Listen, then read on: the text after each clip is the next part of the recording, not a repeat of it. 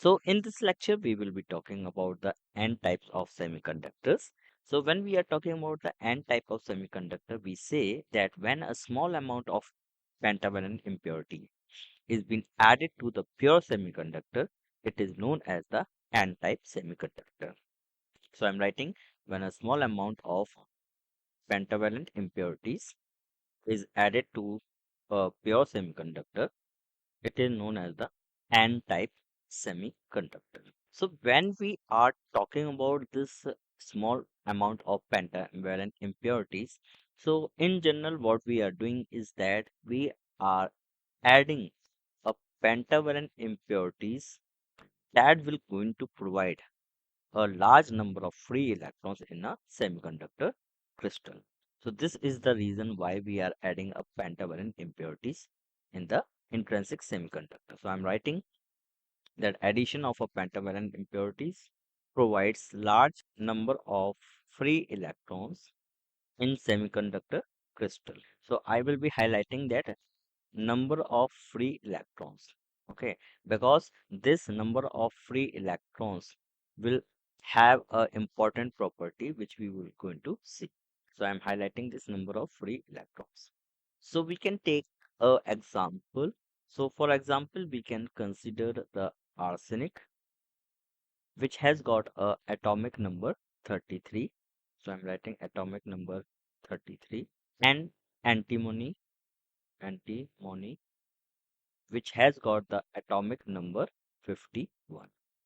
Now you can see this pentavalent impurities are having free electrons. Okay, so we can say that these free electrons which are available can be donated to other atoms. So what we are writing, since they donate or provide free electrons to the semiconductor crystal, they are known as the donor impurities. So we can say that these are known as the donor impurities because they donate or provide free electrons to the semiconductor crystal. So we will going to take an example of a n-type, and we will going to understand with the help of a diagram that what actually the n-type semiconductor is doing. So we will going to consider a pure germanium crystal first, and we know that in a pure germanium crystal we have got 4 valence electron. So I'm writing here we have pure germanium crystal. This pure germanium crystal has got 4 valence electron. Now what we are doing is that we are adding a small amount of a pentavalent impurities to the pure germanium crystal. Okay, for example, we can add a arsenic. So when we are seeing pentavalent, that means it has got 5 electrons available in it, in their outermost cell. We can say this arsenic has got a 5 valence electron. So we will be drawing the diagram for this. Okay, so I will be taking arsenic in the between, and then we will be surrounding arsenic with the different germanium atoms, and we will going to make a bond between the arsenic and the germanium. So let me complete this diagram. So you can see I have taken arsenic in the center, and then I have associated all the germanium atoms around the arsenic. So first what I will be doing is that I will be making a connection between the germanium so that we can tell you how the bonding is taking place. So let me draw this connection for you all. So you can see I'm connecting the germanium atom, as we have seen in the previous videos that we have talked about the silicon atoms, bonding of a silicon atom. Now here what we are doing, instead of a silicon and a germanium, we are taking a impurity, a pentavalent impurity is being added with the pure germanium crystal.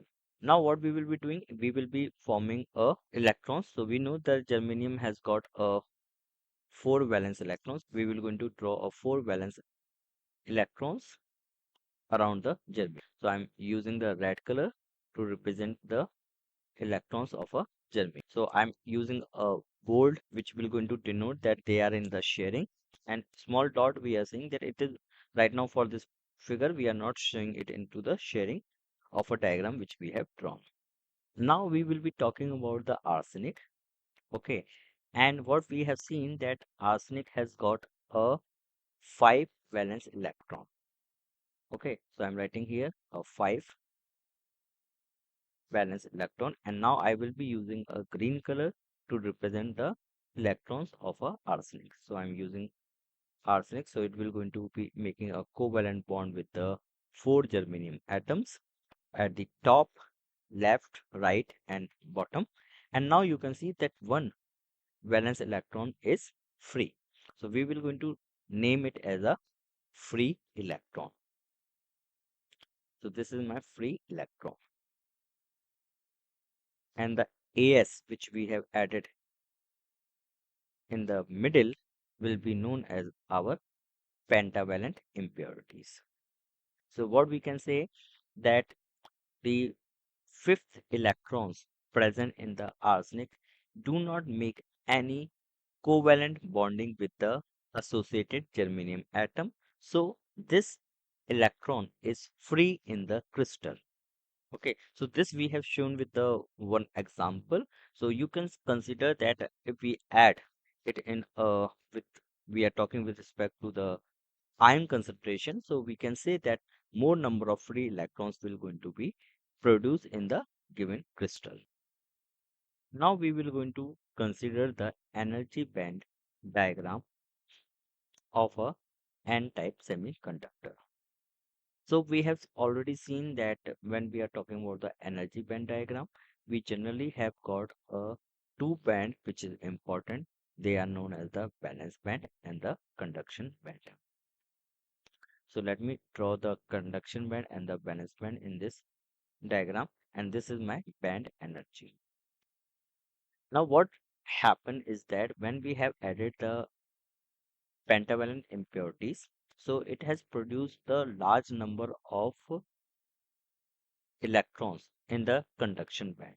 Okay, and these conduction band has got large number of electron which is known as the free electrons.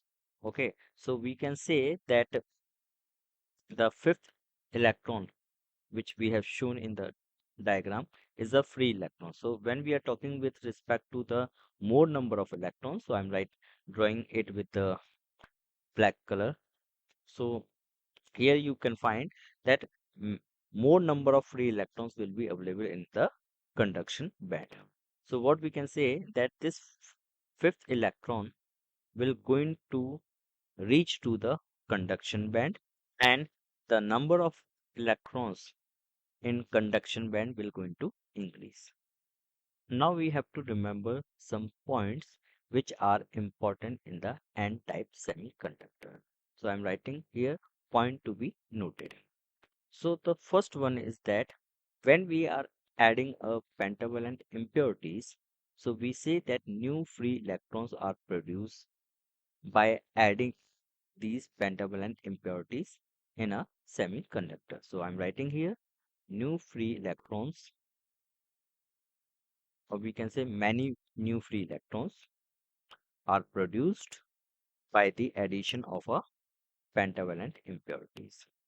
Now we are talking with respect to the second point, which is very important, that when we are considering the semiconductor at the room temperature, okay, so we can say that there will be a thermal energy at a room temperature that will going to generate some holes electron pairs, as we have already seen in the previous slide that we are talking with respect to the hole electrons pairs that are being generated.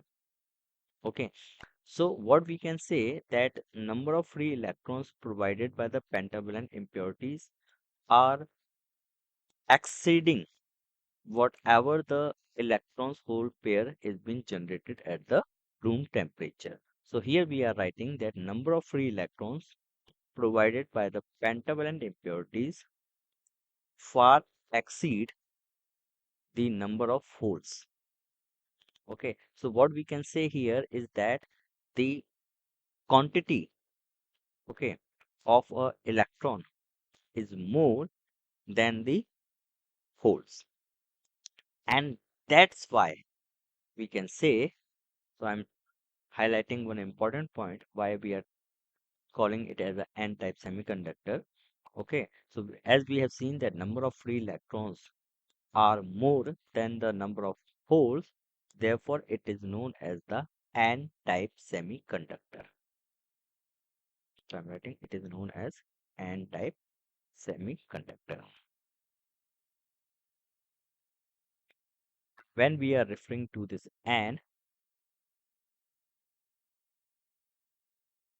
we say n stand for the negative. So I'm writing here the n stand for the negative.